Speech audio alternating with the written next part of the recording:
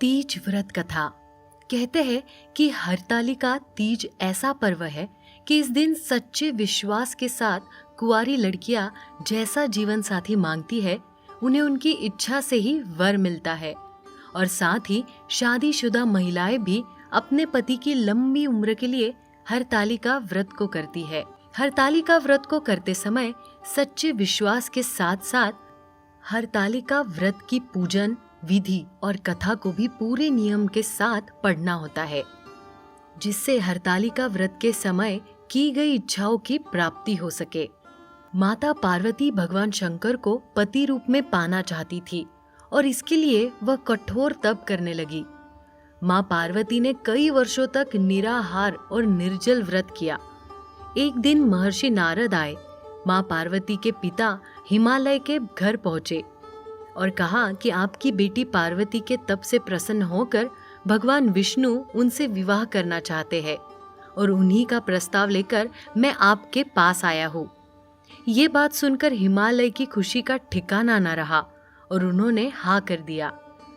नारद ने संदेश भगवान विष्णु को दे दिया और कहा कि महाराज हिमालय को यह प्रस्ताव अच्छा लगा और वो अपनी पुत्री का विवाह आपसे कराने के लिए तैयार हो गए हैं। ये सूचना नारद ने माता पार्वती को भी जाकर सुनाया। उन्होंने कहा कि मैं विष्णु से नहीं भगवान शिव से शादी करना चाहती हूँ। उन्होंने अपनी सखियों से कहा वो अपने घर से दूर जाना चाहती है और वहां जाकर तप करना चाहती है। इस पर उनकी सखियों ने महाराज हिमालय की नजरों से बचाकर पार्वती को जंगल के गुफा में छोड़ दिया। यही रहकर उन्होंने भगवान शिव को पति रूप में पाने के लिए कठोर तप शुरू किया। इस दिन निर्जला उपवास रखते हुए उन्होंने रात्रि में जागरण भी किया। माँ पार्वती की कठोर तपस्या को देखकर भगवान शिव प्रसन्न हुए और उन्होंने माँ पार्वती को मनोकामना पूर्ण होने का वरदान दिया। अगले दिन अपनी सखी के साथ माता पार्वती ने व्रत का पारण किया और समस्त पूजा सामग्री को गंगा नदी में प्रवाहित कर दिया। उधर माता पार्वती के पिता भगवान विष्णु को अपनी बेटी से विवाह करने का वचन दिए जाने के बाद पुत्री के घर छोड़ देने से परेशान थे।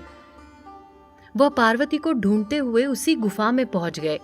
माँ पार्वती ने ऐसा करने की पूरी वजह बताई और कहा कि भगवान शिव ने उन्हें वरदान दिया है।